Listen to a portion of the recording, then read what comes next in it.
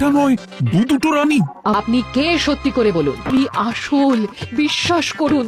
আমি তো এই মাত্র এলাম। না, আপনি নকল, আমি আসল। আমার জ্যাঠামশাই একদম সুস্থ।